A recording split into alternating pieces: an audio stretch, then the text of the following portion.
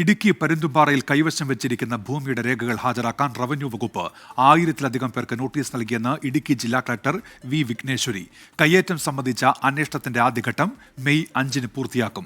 ചങ്ങനാശ്ശേരി തൃക്കുടിത്താനം സ്വദേശി സജിത് ജോസഫ് പരുന്തുംപാറയിൽ ബഹുനില കെട്ടിടം നിർമ്മിച്ചത് പട്ടയ വ്യവസ്ഥകൾ ലംഘിച്ചെന്നും റവന്യൂ വകുപ്പ് കണ്ടെത്തി. 24 prime time breaking. Manjumala, Peermade എന്നീ വില്ലേജുകളിലെ 2 സർവേ നമ്പറിൽ സ്ഥലം കൈവശം വെച്ചിരിക്കുന്ന 1000-ലധികം പേർക്കാണ് ഉടമസ്ഥാവകാശം തെളിയിക്കുന്ന രേഖകൾ ഹാജരാക്കാൻ നോട്ടീസ് നൽകിയത്. പീരുമേട് വില്ലേജിലെ സർവേ നമ്പർ 534-ലെ ഭൂമിക്ക് നൽകിയ പട്ടയം ഉപയോഗിച്ചാണ് മഞ്ചുമല വില്ലേജിലെ സർവേ നമ്പർ 441-ലെ സർക്കാർ ഭൂമി കയ്യേറിയതെന്നാണ് റവന്യൂ വകുപ്പിന്റെ പ്രാഥമിക കണ്ടെത്തൽ. റവന്യൂ രേഖകളും കൈവശക്കാർ ഹാജരാക്കുന്ന രേഖകളും 15 ദിവസത്തിനുള്ളിൽ പരിശോധിച്ച് നടപടിയെടുക്കും.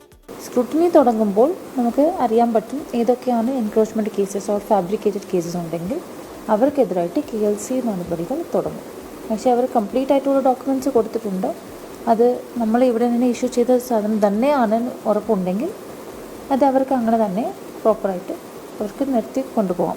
മറ്റൊരു സർവേ നമ്പറിൽ കിട്ടിയ പട്ടയം ഉപയോഗിച്ച് പരുന്തുംപാറയിൽ ഭൂമി കൈവശം വെച്ചിരിക്കുന്നതായി ഡിജിറ്റൽ സർവേയിൽ കണ്ടെത്തിയിട്ടുണ്ട്. ഇവർക്ക് യഥാർത്ഥത്തിൽ പട്ടയം കിട്ടിയ സ്ഥലം കണ്ടെത്താനുള്ള സർവേ വിഭാഗത്തിന്റെ പരിശോധനയും പുരോഗമിക്കുകയാണ്.